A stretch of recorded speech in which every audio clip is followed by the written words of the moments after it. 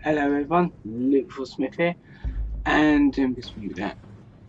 Today it's going to be a review on the Resident Evil 3 demo that was released last week, I believe last Thursday.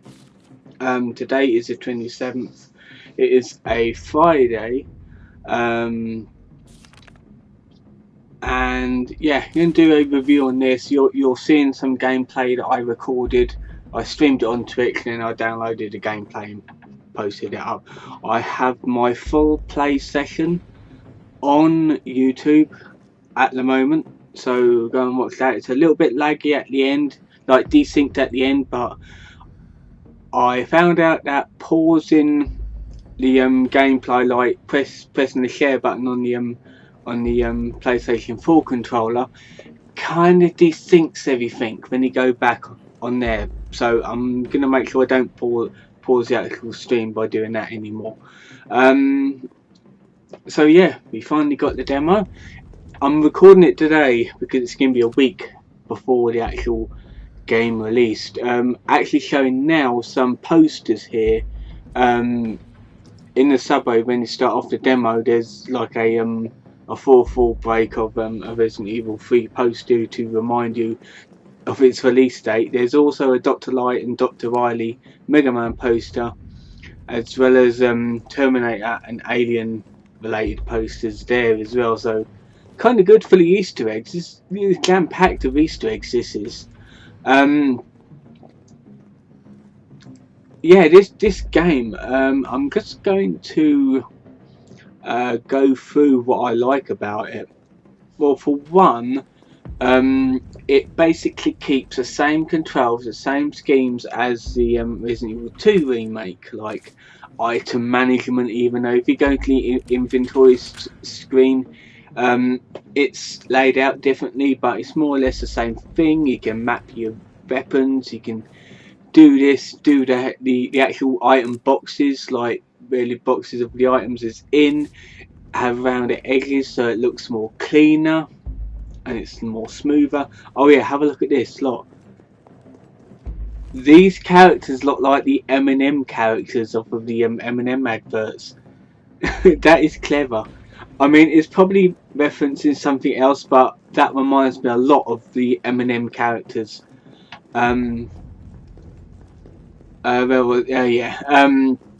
You get a knife that does not break or wear down.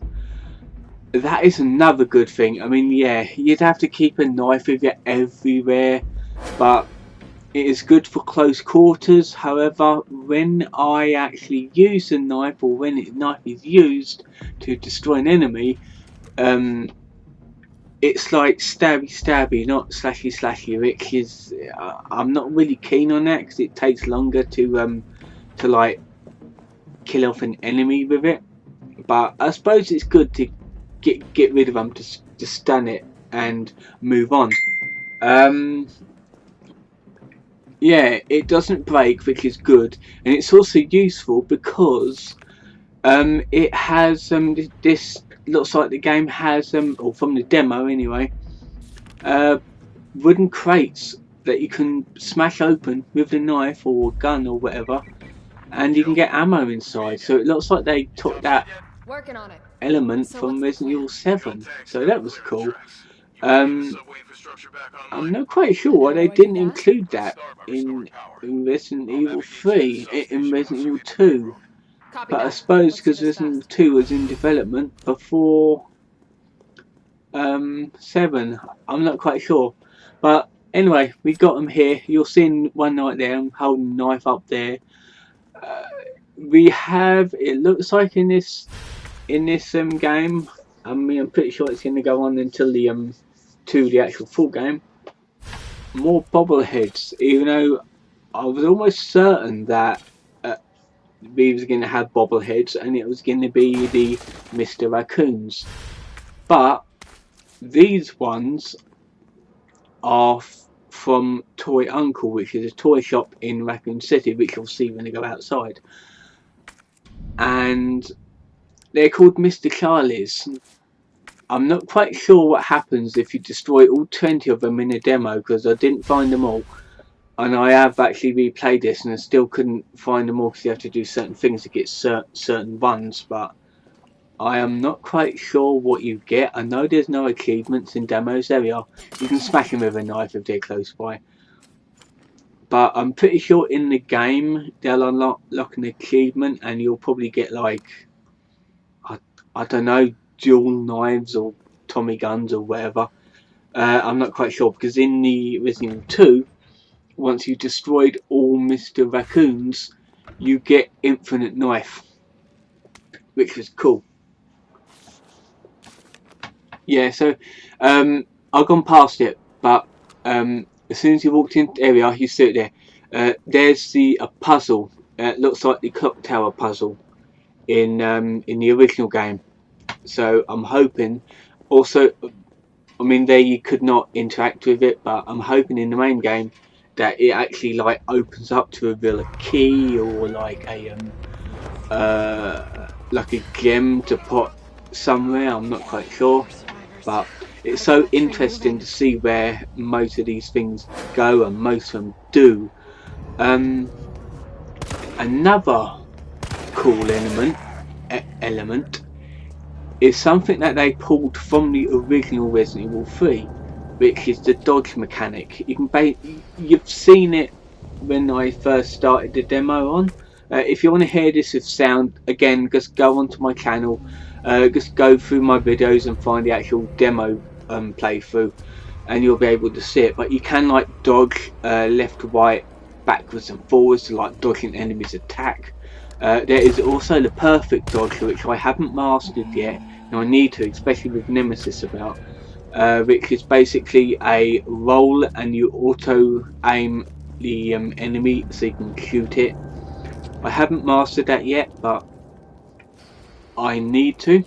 Yeah, also, yeah, there was a really good shadow effect there, which is good because the lighting effects in this one is amazing. I think the lighting effects in this one is better than the Resident Evil 2 remake.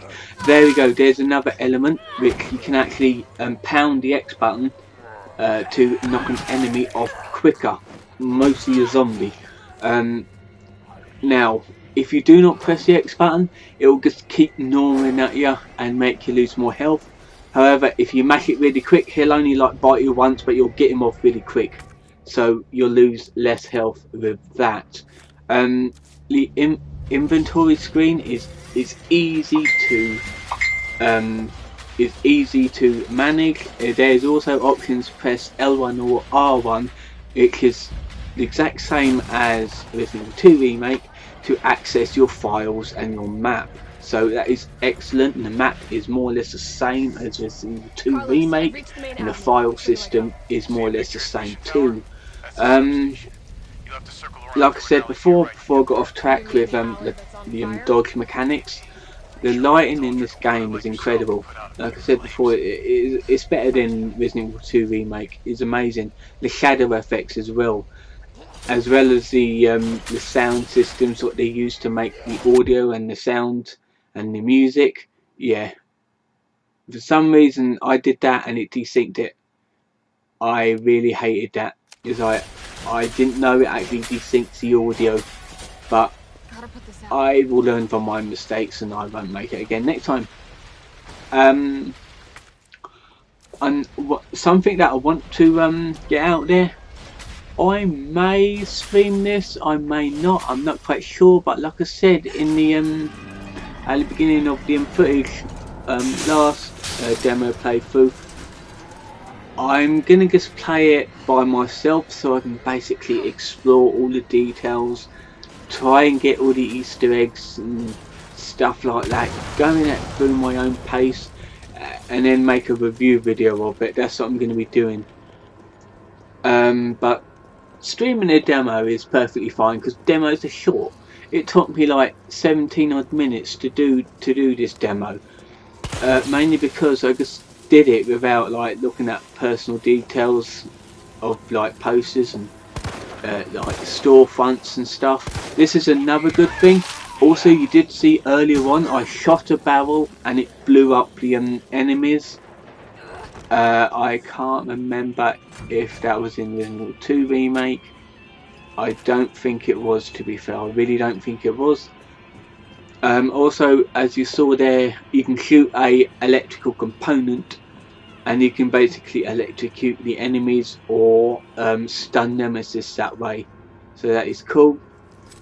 That is very similar to the how you deal with the gravedigger, or run the way to deal with the gravedigger in the original game. So that is excellent. That is good. I'm so glad that they're keeping elements from the original game so we can put it into this game right here. The character interactions are excellent. The dialogue in the actual game is great. I have seen the Jill Valentine trailer, so I can't really do a reaction to it now. And the trailer was good. It gave out a little bit too much, I feel. That's the only problem. That's the only problem with the game trailers nowadays. They give out a little bit too much information and they're a little bit spoilery. It's a bit like the end of the Jill Valentine trailer. It's like, why did you show that? I wanted to find it out for myself.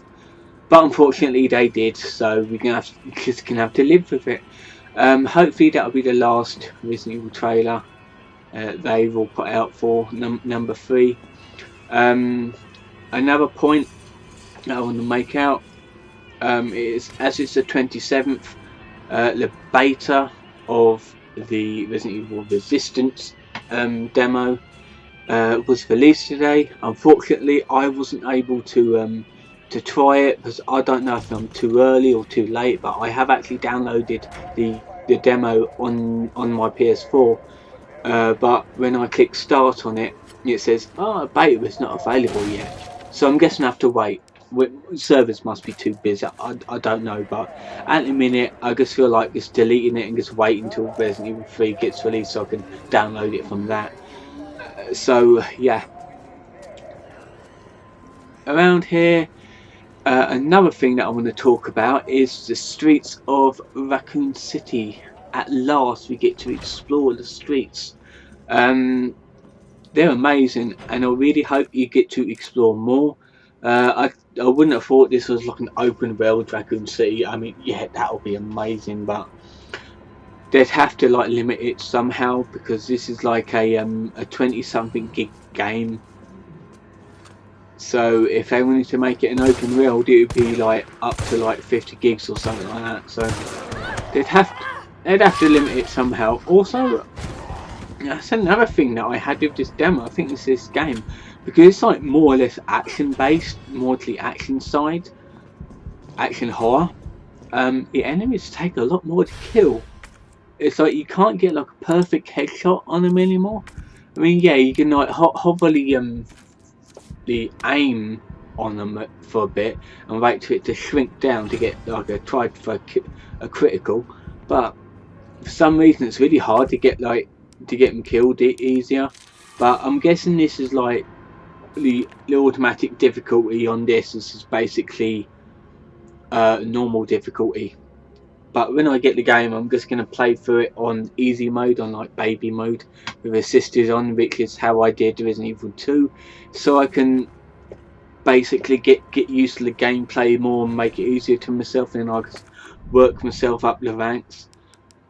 So yeah, I mean, elements like this game, I understand why they got it out quicker and how they made it quicker, because the RE engine, they basically pulled the assets, like some of the assets from Resident Evil 7 and Resident Evil 2, like the items. You reuse the items, like the bolt cutters there. Some of the weapons look the same. The ammo boxes look the same. They're more or less the same as the second remake in 7.